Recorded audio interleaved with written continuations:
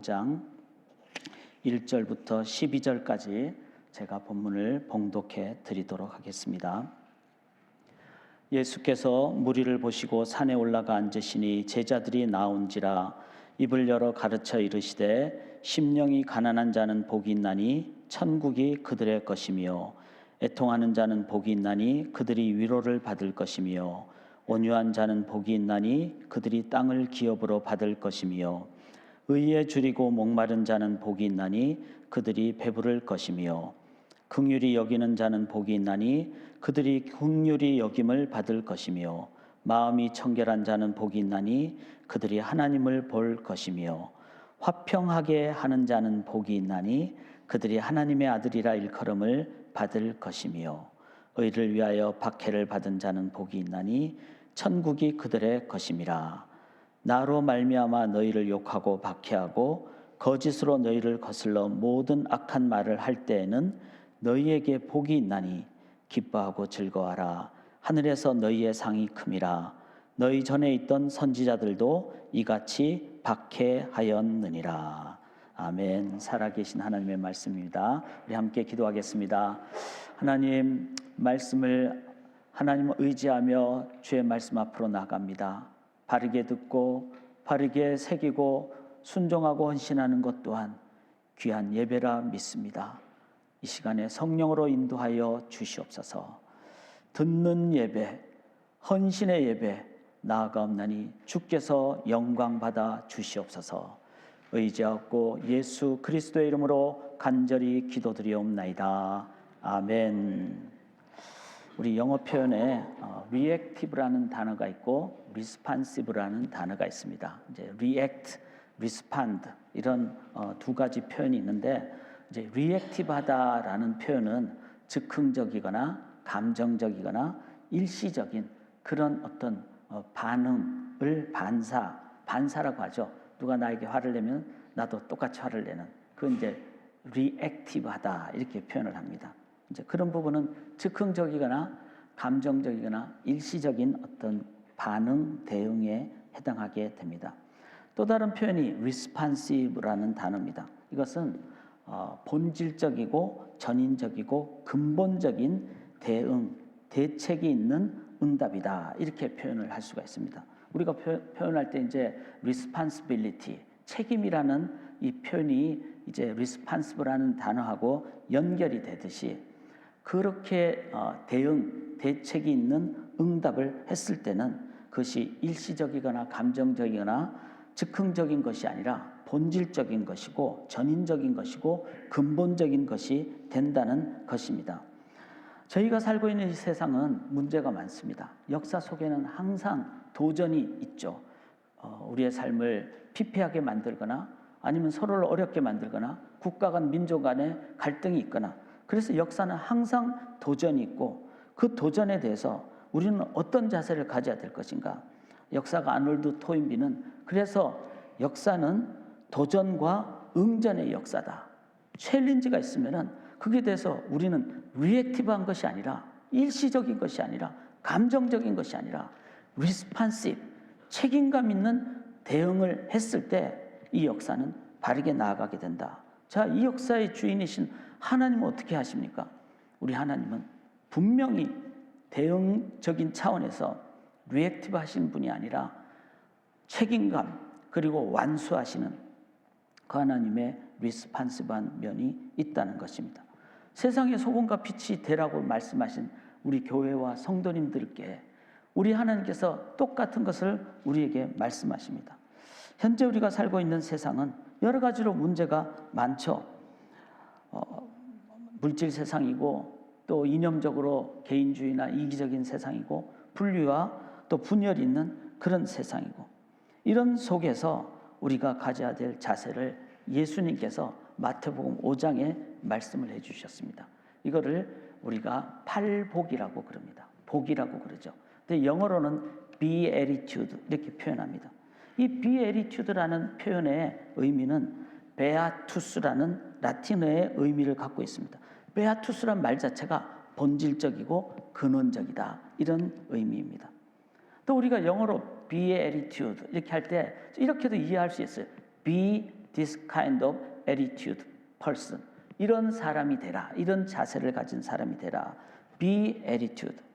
그게 바로 예수님이 말씀하신 이 팔복의 의미를 바르게 이해하고 우리가 살아갈 때 우리는 이 세상의 문제들을 향하여 우리는 그냥 일시적인 감정적인 그런 반사를 하는 것이 아니라 그 문제가 있어도 문제를 향한 책임감 있는 해결자로 나아가는, 이게 바로 하늘과 땅에 그 문을 열고 닫는 열쇠를 받은 교회와 성도님들이 가져야 될 자세라고 믿습니다. 그것을 예수님이 팔복이라는 그런 말씀으로 우리에게 해주셨습니다. 참된 대안, 대책이 있는 안을 내는 공동체가 되기 위하여 오늘 저희가 이 팔복의 말씀을 주님 앞에서 한번 귀하게 인도함을 받고 되새길 수 있기를 원합니다. 자, 팔복이니까 8가지예요. 8가지인데 우리가 조금 이제 힘들죠. 8가지를 다 들어야 된다. 또 다 생각을 해야 된다. 그런데 실은 성경은 다 이유가 있게 기록이 됐습니다. 그리고 이 8가지 복은 다 의미가 있고 나름 다 필요한 부분입니다. 잔 스타트 목사님은 그래서 이 팔복은 8가지가 연결되어 있는 관계다라고 말씀을 하셨습니다. 그래서 주일 아침이지만 저랑 같이 말씀 앞으로 같이 나가실 때 분명히 8가지를 우리 가슴에 새기고 이제 이것을 우리의 삶의 현장에서 붙잡고 나아가게 되는 그런 이 아침이 될 수 있기를 기도하면서 제가 나아갈 수 있기를 원합니다. 우리가 잘 아시다시피 팔복 중에 첫 번째 복은 다 아실 거예요. 심령이 가난한 자는 복이 있나니 천국이 저희 것임이라 이렇게 말씀했습니다. 근데 우리의 한글 성경은 심령이 가난하게 되면은 복이 있는데 천국을 받는 복을 받게 된다 이렇게 이해하기가 쉽습니다. 그런데 성경 원어라든지 그런 원어를 기준으로 한 번역에는 이렇게 표현되어 있습니다. Blessed are the poor in spirit. 즉 심령이 가난한 그 자체가 복이다 이렇게 설명을 하셨다는 것입니다. 왜 그럴까요? 세상이 아프고 내가 힘들고 어렵고 주위에 어려움을 겪는 사람이 있는데 내가 같이 아파하지 않는다면 그거는 일단 출발이 안 된다는 거죠. 예를 들어서 내가 어떤 어려운 병, 예를 들면 암에 말기다 이런 상황이 됐는데 초기에 발견하면 요즘은 많이 고칠 수 있지 않습니까?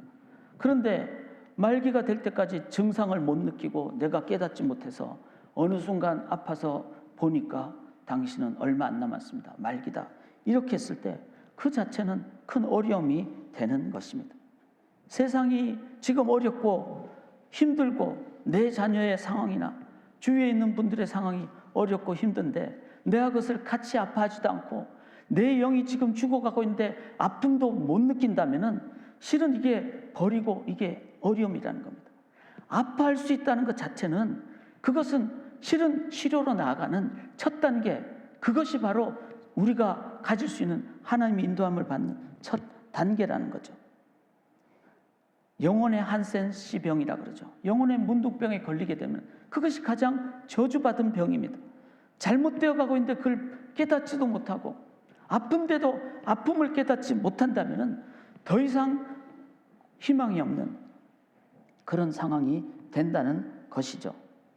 그러나 우리는 이 말씀을 우리 스스로에게 저 자신을 포함해서 깊게 되새겨야 됩니다. 왜냐하면 사람은 어느 상황이 되면 거기에 적응하거나 익숙하거나 그래서 편안함에 빠지기가 쉽다는 겁니다.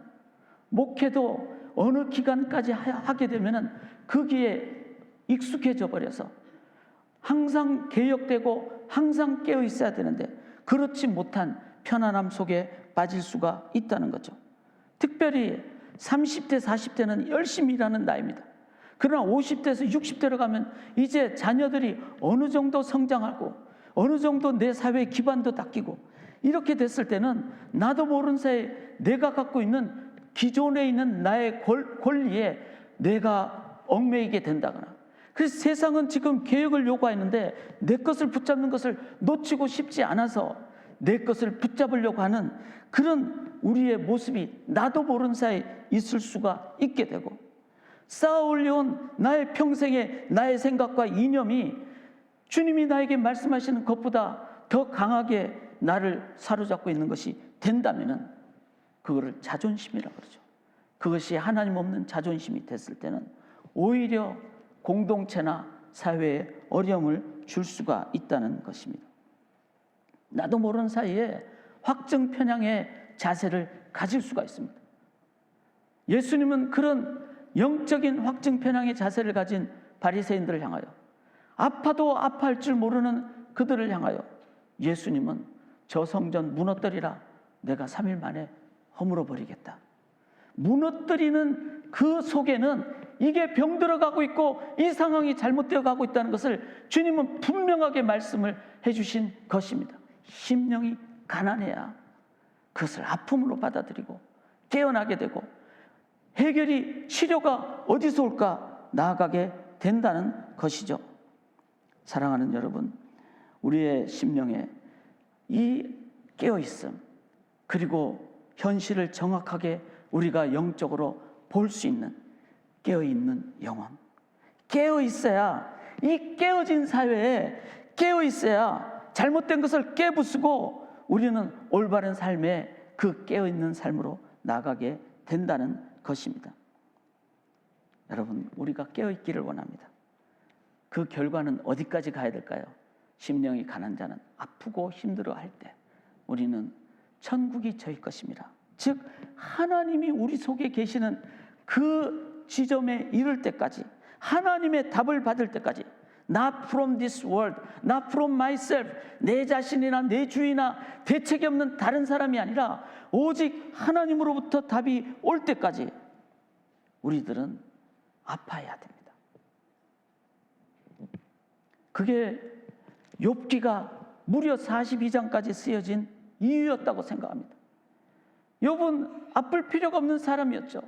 그러나 그 속에 하나님이 전부가 되지 않는 한은 그는 갖고 있는 것이, 관계하고 있는 것이 자신의 상황이 오히려 어느 순간 기득권이 되고 어느 순간 깨어나지 못하는 사람이 될 수 있기에 하나님은 하나씩 하나씩 없애버리시고 빼앗아가시고 가져가시고, 그리고 나중에 내가 귀로 듣다가 눈으로 하나님을 봅니다. 이사야 26장 4절에 주 여호와는 영원한 반석이시다. 하나님만이 이터널 락, 내 삶의 기초입니다 라고 욥이 그렇게 고백했을 때, 그 다음에 욥은 어떤 상황에 있든지, 많더라도 적더라도 어떤 상황에 있든지 그를 하나님 앞에서 나아가는, 하나님께 올려드리는, 그래서 친구들을 향해서 예배드리게 되고, 자녀를 얻어도 그 자녀를 향해서, 또 돌아온 아내를 향해서, 제가 성경을 볼 때는 욥이 다 빼앗겼잖아요. 자녀도 다 빼앗겼고, 그런데 하나님은 더블로 주셨죠. 10명.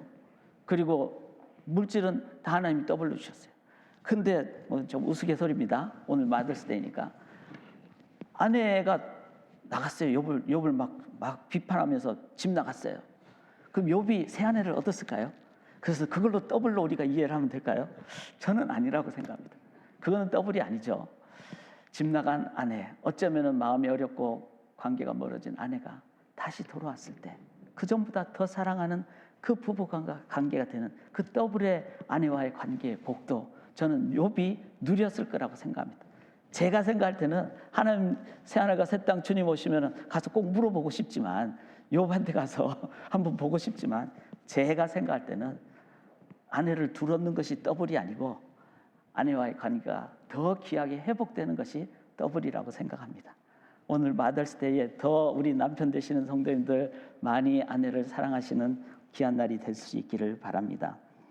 욥이 그렇게 하나님이 나의 전부입니다, 눈으로 하나님을 보게 되는 그 고백을 하게 될 때 비로소 욥은 이 복이 진정한 복이구나. 그 복의 출발은 가난한 심령에서부터, 아픈 심령에서부터 시작합니다.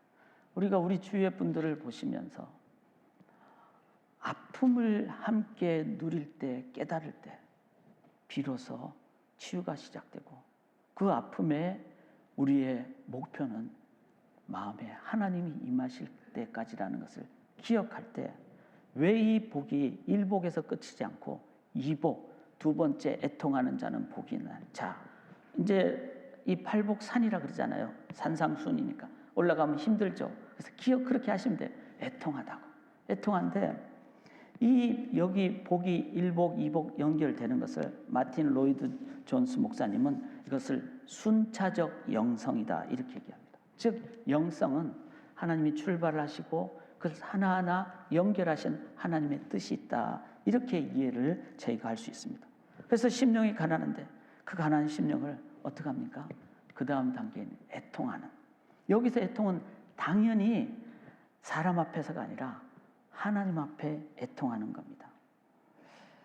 이 애통을 하나님 앞에 하는 거라고 우리가 이해할 수 있는 것은 시편이 모두 150편으로 되어 있는데 150편 중에 거의 절반 정도가 뭡니까?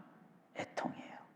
그리고 그 애통은 전부가 자기 자신이나 사람에게 하는 것이 아니라 하나님께 하는 애통이에요. 러멘츠라고 시편의 60여 편이 애통입니다. 비탄시, 이 애통보다 더 그냥 내 뼈가 상합니다. 내 심장이 지금 완전히 그냥 녹아 없어질 것 같습니다. 이 엘레지라는 비탄시가 7개에서 10개 정도 됩니다. 그리고 더 나아가서 저주시라고 하는 임프리케이토리라는 저주시. 하나님, 저 사람 죽었으면 좋겠어요. 저 사람 왜 세상에 삽니까? 그렇게 내가 너무 힘들고 고통당하고 하나님 나 죽고 싶어요.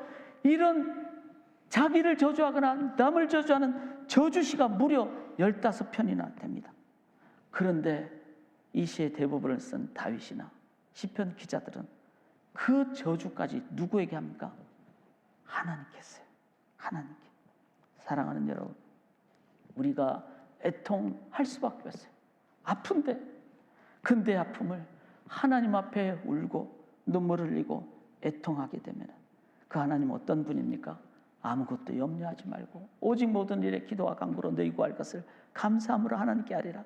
그리하면 모든 지각에 뛰어난 하나님의 무엇이 평강이 그리스도 예수 안에서 너희 마음과 생각을 지키시리라.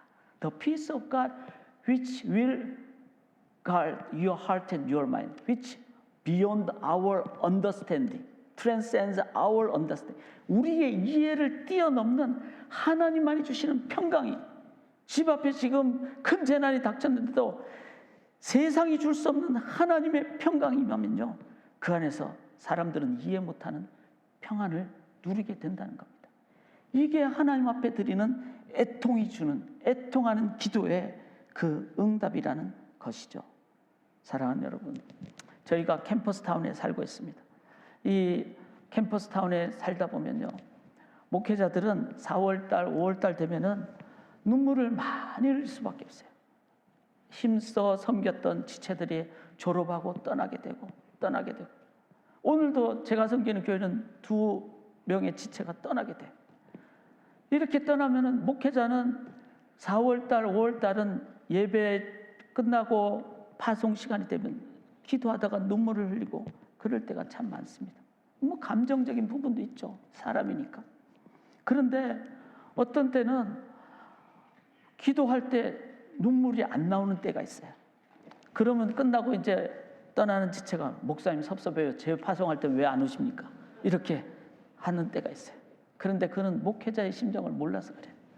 목회자가 설교 준비하다가 그 지체를 생각하면은 눈물이 나고 이 영혼이 앞으로 어떻게 갈까 하나님 도와주세요 하고 설교 준비하다가 울다 보면은 여러분 하나님 앞에 울고 하나님 앞에 애통하면요, 하나님만이 주시는 위로가 있어요.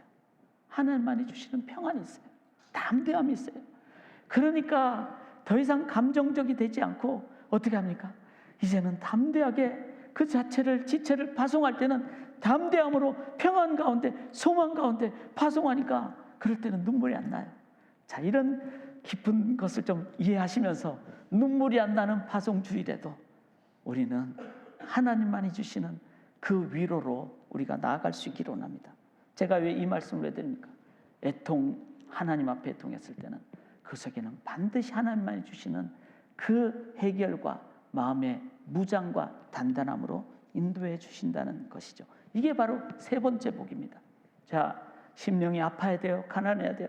그러면 눈물을 안 흘릴 수밖에 없죠. 눈물을 흘리면 어떻게 됩니까? 하나님만이 주시는 위로로 감정적인 것 대신에 하나님의 단단한 마음으로 인도함 받습니다. 이게 세 번째, 마음이 온유한 자는 복이 있나니, 이렇게 되는 거예요. 마음이 온유라는 게 뭡니까? 우리 헬라어로 프루스라는 이 말은요, 통제된 힘이라는 말입니다. 즉 K9 경찰견 아시죠? 물어 그러면 물고, 앉아 그러면 앉고, 엎드려 그러면 엎드리고, 통제됐다는 겁니다. 이 온유라는 건요, 강강약약입니다. 강한 자에게는 강하게, 즉 불의 앞에서는 공의로 강하게 나아가고, 약한 자에게는 그 마음에 그 심령이 가난한 것을 알기 때문에, 함께 아파하기 때문에 위로하고 애통하는, 약한 자에게는 위로로 나아가는, 이게 바로 온유예요. 이 온유의 대표적인 인물이 누굽니까? 모세예요. 이스라엘 백성들을 애굽에서 이끌고, 그것도 홍해도 건너고 광야에 물도 안 나오고 그런 음식도 없는 그런 곳에서 200만 명을 무려 40년 동안 섬긴 모세는 얼마나 불평이 많았겠어요. 얼마나 어려움이 많았겠습니까? 그 가운데 그는 온유의 인도함을 받았으니까 성경은 모세를 향하여 모세는 그 온유함이 아주 많았더라, 이렇게 표현을 합니다. 성경은 이런 온유한 자를 향해서 땅을 기업으로 얻는다 그랬습니다. 이 땅을 기업으로 얻는단 말은 지도자가 된다는 의미입니다. 세상의 정치 지도자들은, 바른 사람은 이 온유함이 있어요. 강해야 될 때 강하고 위로할 때 위로해야 되는데, 어떤 경우가 되면 자기 이익을 찾거나 서로를 헐뜯거나, 그 경우는 참된 지도자가 될 수 없습니다. 저는 예수 믿는 사람들이 이 사회에 진정한 온유함을 가지고 바르게 그 섬김이 있을 때만이 이 세상의 사람들, 커뮤니티를, 사회를 바르게 이끌어갈 수 있다고 생각합니다. 사랑하는 여러분, 이 온유함을 받고 세상을 잘 섬기는 소금과 빛의 직분을 감당할 수 있기를 원합니다. 그런데 이 온유도, 모세가 가진 온유도 어떻겠습니까? 한 번 부족했죠. 저 반석을 향하라 그럴 때, 그때는 모세도 조금은 이제 뚜껑이 열리기 직전이었던 것 같아요. 그러다 보니까 그걸 어떡합니까? 2번을 쳤어요. 하나님 앞에 자기의 온유함을 보이기보다는 반석을 향해 그는 하나님 앞에 온유함 대신에 자기의 감정적인 불평과 분노를 행한 것이죠. 이 말씀을 저는 이해하면서, 모세가 온유하지 못했을 때는, 그 성경은 그렇게 나오죠. 이제 너는 여기까지, 가나안에 들어갈 때는 또 다른 지도자에 의해서. 자, 이렇다면 우리에게 네 번째 복이 필요한 거예요. 그게 뭐죠? 온유한 자는 복이 있나니 땅을 기업으로 받을 것이며, 그 다음이 이 팔복산의 정점입니다. 정상은 뭐죠? 의에 줄이고 목마른 자는 복이 있나니 저희가 배부를 것이며, 의에 줄인다는 이 디카이오스네라는 마태복음의 의라는 말은 단 한 분으로만 해석됩니다.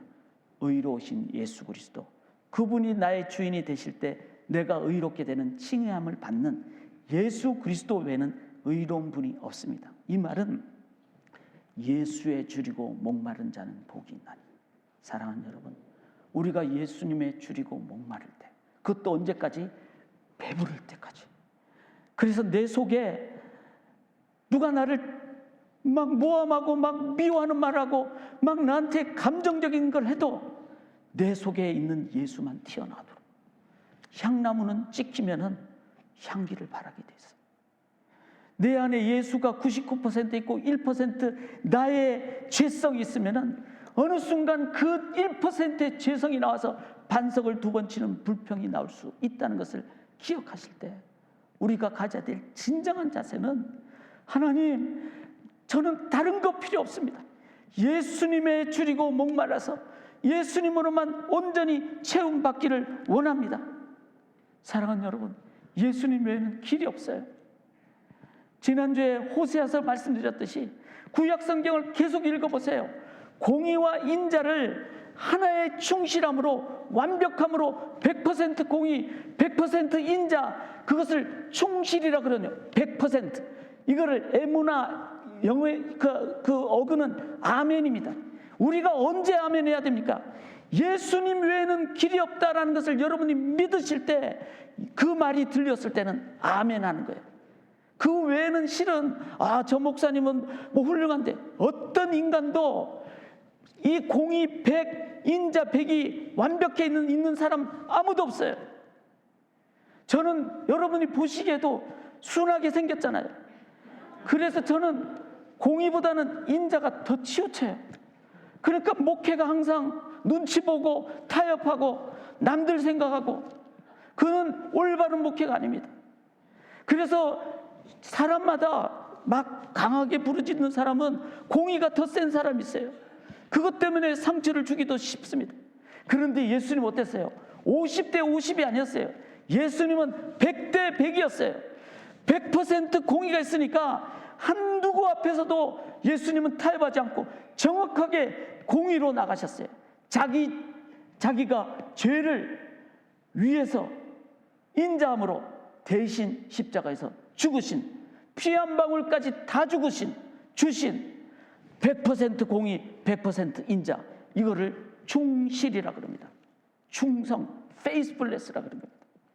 사랑하는 여러분, 우리가 이 예수님으로 목말라야 되고 배부르게 돼서 충만하지 않으면은 우리가 살아가는 모든 상황 속에서 인간이 드러나고, 그래서 가나안을 눈앞에 보면서 우리가 감당하지 못하는 상황이 될 수 있음을 생각할 때, 사랑하는 여러분, 예수 그리스도만을 우리의 온 삶을 향해서 나아가는 그런 저희들이 되실 때 주님으로 주께서는 인도하여 주실 줄 믿습니다. 제가 이 구절은 너무 자랑하는 구절이라서 여러분 꼭 그냥 적으시고 기억하시면 좋아요. 에베소서 3장 18절 19절인데 내용은 이런 거예요. The love of Jesus Christ is so wide, so long and so high and so deep.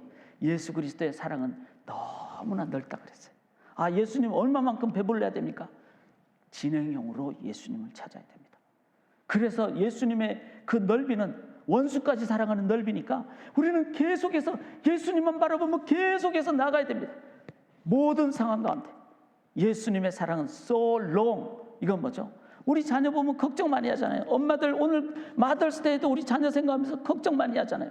But in God, if God is with my children, my grandchildren, even after my death, 내가 죽어도 하나님의 사랑은 영원하기 때문에 끝이 없다 그랬으니까 그 하나님의 사랑이 내 손자 손녀들에게도 내 자손 만대에게도 함께 해주시는 믿음으로 우리가 나아갈 때 우리들은 우리의 상황을 내가 붙잡지 않고 하나님 앞에서, 내 죽음 앞에서도 담대하게 자녀들 앞에서 하나님 믿어라, 그리고는 찬양 가운데 우리는 하나님께로 갈 수 있는 거예요. 예수님의 사랑은 너무나 깁니다. 너무나 높습니다. 이거는 뭐죠? 예수님의 사랑은 가장 강력한 권위 있는 진리의 말씀이라는 겁니다. 이 말씀의 권위를 이해하실 때 우리는 누구 앞에라도 당당하게 나갈 수 있어요. 대통령이든 어떤 권력자들 앞에서도. 그래서 사도 바울은 로마 황제 앞에서도 담대하게 하나님의 말씀을 강력하게 증거하고 선포할 수 있었던 것입니다. 하나님의 예수님의 사랑은 so deep, 너무나 깊기 때문에. 그래서 주님의 마음으로 우리가 배부르게 되고 체험받으면요, 우리 옆에 있는, 우리 주위에 있는 한 분 한 분을 보면서 주님의 마음으로 다가가게 됩니다. 그것이 친교예요. 친교. 오늘 펀드레이징도 하시는데 선교 가는 자녀들을 생각하면은 우리가 얼마나 그 마음의 그 상황을 이해한다면은, 여러분 지갑을 다 열어가지고 그냥 뭐 5불짜리를 5불에 사면 안 되죠. 50불에 사고 500불에 사셔야죠. 그래서 하나님의 마음이 선교 현장에 전달되도록 하는, 그게 깊은 그 속을 깨닫게 될 때 넓이로 나아갈 수가 있다는 것입니다. 사랑하는 여러분, 심령이 가난한 복이 일복이에요. 연결되기 때문에 주님 앞에, 하나님 앞에 애통하면은 위로를 받아요. 그리고 내 마음이 온유해집니다. 그러나 언제까지 우리가 이것을 해야 될까요? 의에 줄이고 목마른 예수에 줄이고 예수님으로 완전히 배부를 때까지. 그래서 나아가게 되면요, 이 팔복산의 정상은 절대로 정상이 있지 않습니다. 주님으로 배부르게 되면 다섯 번째, 긍휼히 여기는 자는 복이 있나니. 주님의 마음으로 empathetic feeling, sympathy가 아니라 그냥 동정이 아니라 그 속에 엄마 태중에 있는 아기를 가진 엄마의 심정으로 세상의 영혼을 향하여 다가가게 됩니다. 불쌍히 여기게 됩니다. 이게 바로 주님이 주신 주님의 마음으로 나아가는 것입니다. 사랑하는 여러분, 주님은요, 베드로가 변화산에서 올라가서 여기가 좋사오니, 그럴 때 예수님은 그렇게 계시지 않고 팔복의 말씀, 산상수훈의 말씀을 하시고 마태복음 8장 1절에 산에서 내려오시니. 주님의 마음은 가장 어렵고 힘든 영혼들에게 있습니다.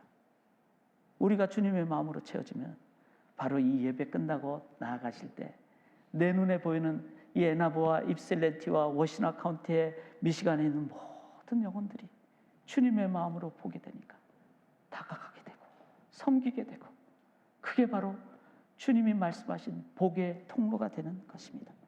자, 다섯 번째가 긍휼히 여긴 자는 복이 있나니. 그렇게 주님의 긍휼히 여김을 받는 위로를 받고, 여섯 번째가 뭐죠?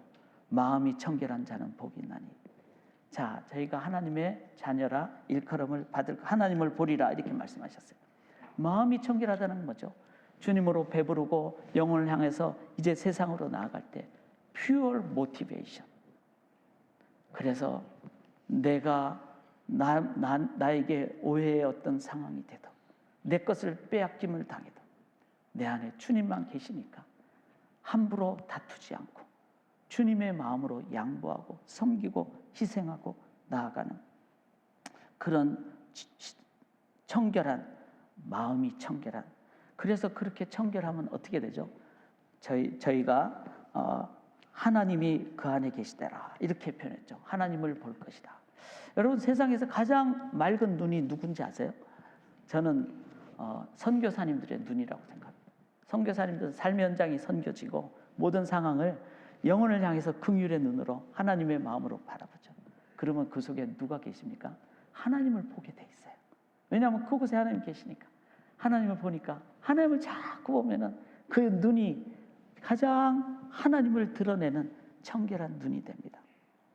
자, 긍휼히 여긴 자는 복이 있나니. 저희가 위로를 받고 긍휼히 여김을 받고 우리가 내려갈 때는 가장 순수한 동기로, 그때는 네 번째인 의에 줄이고 목마를 때만이 그렇게 됩니다. 순수한 동기로 마음이 청결한 자는 복이 있나니. 그렇게 저희가 나왔을 때 일곱 번째가 이제는 주님이 함께 하시니까 화평케 하는 자는 복이 있나니 이렇게 나옵니다. 화평케 한다. 이거는요, 전에도 말씀드렸듯이 화평은 평안이라는 말이고, 평안은 히브리어로 샬롬이고, 샬롬의 의미는 오리지널 그 위치에 있는 것. 즉 우리 삶의 가장 본질적인 위치가 뭐죠? 하나님 앞에서잖아요. 하나님이 내 안에 계시면은 그게 샬롬이에요. 그리고 하나님이 부부관계에 있으면은 샬롬이고, 하나님이 이 교회에 하나님으로 계시면 샬롬이에요. 근데 하나님이 이 교회에 하나님이 아닌 뭐 다른 목사님, 아니면 다른 어떤 분, 아니면 다른 무엇이 이 교회 센터에 있으면은 이 교회는 샬롬이 없어요. 다 없어도 하나님이 이 교회의 중심으로 계시면은 샬롬, 평안이 임하는 겁니다. 내 안에 하나님이 하나님으로 계시면은 그것을 육적인 어떤 연결까지도 전인적으로 되니까 평강, 건강하게 되고, 내 마음이 평안한 걸 평안, 관계 속에서 화평케 되는 것을 평화라 그럽니다. 이것을 누린 자만이 바로 세상을 향해서 이 화평을 나눠주게 되는 것입니다. 귀한 감리교회가 그런 화평을 나눠줄 수 있는 교회가 될 수 있기를 원하며 믿고요. 그러게 되기 위해서는, 자, 일복부터 한번 점검을 해보겠습니다. 처음에 뭐죠? 심령이 가난한 자는 복이 나니. 그럼 어떻게 됩니까? 그 다음에 내가 애통하게 돼요. 하나님 앞에. 그럼 위로를 받습니다. 그럴 때는 내 마음속에 하나님으로 가득 차니까 온유한 마음으로 하나님으로 인도함을 받아요. 그런데 언제까지? 주님으로 배부를 때까지, 의에 줄이고 목마를 때까지. 그리고 주님으로 가득 채워지면은 내 주위에 있는, 옆에 있는 분들 보면서 주님의 마음으로 보게 돼요. 그리고 세상을 보면서 긍휼히 여기며 다가가게 됩니다. 그리고 다가갈 때 나를 드러내는 것이 아니라 순수한 동기로 마음이 청결하게 다가가게 됩니다.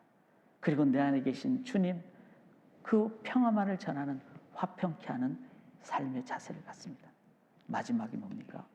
의를 위하여 핍박을 받는 자는, 마지막은 내 안에 주님이 계시니까 주님이 가신 그 십자가의 길까지 걸어가게 돼요. 그리고 그 십자가가 이 세상의 참된 해결, 이 됨을 깨달을 때, 그 길을 걸어갈 때 누가 옆에 계십니까? 십자가의 길을 걸어가신 주님이 계시는 거죠. 그 주님을 함께 동행하는 것이 진정한 복이라는 겁니다. 제 설교를 마무리하면서 여러분 좀 기억하시도록, 제가 교육학을 전공했거든요. 그러니까 특히 이제 기독교 교육은 예습도 중요하지만 복습이 중요합니다. 반복을 잘 하셔야지 그것이 내 삶에 적용이 됩니다. 그래서 여러분, 이렇게 제가 아무리 설교를 열심히 해도 주차장만 가면 오늘 설교 제목도 잊어버리세요. 그게 우리의 모습이거든요. 그래서 자꾸 되새김질을 하셔야 됩니다. 그래서 복습을 하시도록, 자, 심령이 가난한 이 한 번 더 화면을 한번 떼주시면은, 이거는 여러분들이 한번 보시면서 이렇게 기억을 하실 수 있다고 믿습니다. 팔복산의 정상은 의에 줄이고 목마른 주님으로, 그리고 내려오게 되고 화평케 하고 의를 위하여 핍박을 받는, 이 모든 단계마다 들어갈 때 우리를 위해서 이 땅에 오신, 그리고 주님으로 목마르고, 주님은 다시 이 세상에 가난한 자를 얽매이고, 또 돈의 문제가 아니라 돈이 많아도 어려운 사람도 있고 어떤 경우의 사람들이 할지라도 예수님은 다가가셨다는 것을 기억할 때 여러분 적용할 수 있도록 하기 위해서 제가 하나를 꺼내겠습니다. 제가 자주 사용하는 건데요. 여러분이 이제 친구하실 때 식사를 하시면 젓가락으로 하시잖아요. 이 젓가락은 하나 가지고는 절대로 안 되죠. 하나 있으면 찔르기가 하고 이게 세워지지 않고 사용도 안 됩니다. 젓가락은 2개가 있어요. 그래서 여러분 중에 이제 자녀들이나 뭐 이렇게 국제 결혼하신 그런 상황이 되시면은 이거 가지고 설명해 주시면 너무 좋아요. 이거는 한자로 이게 뭐죠? 사람 인자입니다. 차이니스 캐릭터로. 그리고 사람은 한자가 아니라 같이 해야 된다. 그런데 사람이 사람을 아무리 의지하는 것, 이거를 호리존탈 릴레이션십이라고 해요. 그래서 우리가 보통 이거를 뭐라 그럽니까? 이 수평적인 관계라 그러죠. 수평적인 관계, 사람 대 사람. 아무리 열심히 해도, 그리고 국가 간에 아무리 해도, 좋을 때는 아군이지만 우리에게 이익이 안 되면 적군이 되는, 인간 대 인간도 아무리 착하게 살아도 그 속에 어떤 삶이 있을까요? 저는 결혼한 다음에 3개월이 아니라 3년 동안, 무려 3년 동안 저는 아내한테 한 번도 화를 내지 않았어요. 여러분, 이거 얼마나 놀라운 일입니까? 보통 3개월이 맥시멈이거든요. 3년 동안 한 번도, 제 아내가 결혼하자마자 아기를 뵈가지고 갑자기 천사 같은 아내가 호르몬이 바뀌니까 이상한 괴물로 변하더라고요. 그래도 저는 한 번도 화를 안 냈어요. 아기를 낳으면은 내가 밤새도록 제가 아기 젖을 먹이고, 그러니까 아내가 이제 모유를 준 거를 하고 아내를 섬기기 위해서 당신은 잠을 주무셔야지 이러면서 진짜 저는 그렇게 열심히 살았어요. 그런데 3년 되는 어느 날, 여보 교회 갑시다 하고 제가 차 안에서 딱 기다리는데 아내가 화장을 좀 더 한다고 해서 10분 늦게 나왔어요. 제가 주일 교회 가서 설교를 해야 되는데 제 속에 그동안 3년이 이게 쌓였던 거죠. 저는 해결됐다고 생각했는데 그게 아니라 저는 워낙 착하니까 남들보다 좀 더 오래 쌓았는데 그날 뚜껑이 열린 날이었어요. 그리고 제 아내한테 여보 잠깐만 있어. 그리고 집에 방에 가서 아파트 벽이 전부 다 이렇게 베니어판으로 돼 있잖아요. 눈에 보이는 거 자꾸 그냥 집어 던지고 나왔어요. 아내한테 던질 수는 없으니까. 집안에 있는 아기용 장난감 자전거, 플라스틱 자전거가 던져지고 벽에 구멍이 나고. 그리고 그날 예배 드리고 와서 아내가 구멍이 난 아파트 벽을 보면서 당신도 이제는 사람이군요, 이렇게 얘기를 하더라고요. 그때 제가 깨달았어요. 죄인이다. 그리고 도덕성이 강한 사람이 터지면은 더 무섭게 터진다. 한번 제가 통제가 안 되니까 그다음부터는 걷잡을 수가 없었습니다. 사랑하는 여러분, 아무리 착하게 보이는 사람도 인간 대 인간의 관계는요, 호리존탈 릴레이션십은 뭐죠? 이거 산수에서 뭐라 그럽니까? 마이너스입니다. 마이너스. 이 인간의 마이너스 속에, 인간의 마이너스의 역사 속에, 인간의 인종 간의 차별 속에, 마이너스 속에, 국가 간의 마이너스 속에 하나님이 포담 못하셔서, 하나님만이 답이니까 하늘에 계신 하나님이 이 땅에 오셔서 우리 위해서 십자가에서 대신 죽어주심으로 이 죄 문제를 해결해 주셨어요. 그래서 목사인 저도요, 제가 아내하고 함께 할 때마다 제 마음속에 예수님의 십자가를 의지하고 아내를 대화하고 얘기하지 않으면 어느 순간 마이너스가 되더라고요. 그렇게 느낌이 오는 순간 제 힘으로 가면 상처 주고 상처받고, 그때마다 주님만을 의지합니다. 십자가 속으로 주님 의지할 때, 그때 비로소 저와 아내 사이 관계가 플러스가 되는 것을 정말 진실하게 간증으로 고백합니다. 사랑하는 여러분, 우리의 삶에 하나님 없으면 죄성의 인간이기에 마이너스입니다. 하나님 십자가 의지할 때 우리는 이 세상에 플러스의 삶으로 나아가게 될 줄 믿습니다. 예수 의지하심으로 세상에 하나님 나라 증거하시는, 하나님께 이끄시는 우리 귀한 성도님들 되시기를 주님의 이름으로 간절히 기원합니다. 우리 함께 기도하겠습니다. 주님 없이는 한순간도 살 수 없습니다. 호흡하듯이 주님을 의지하기를 원합니다.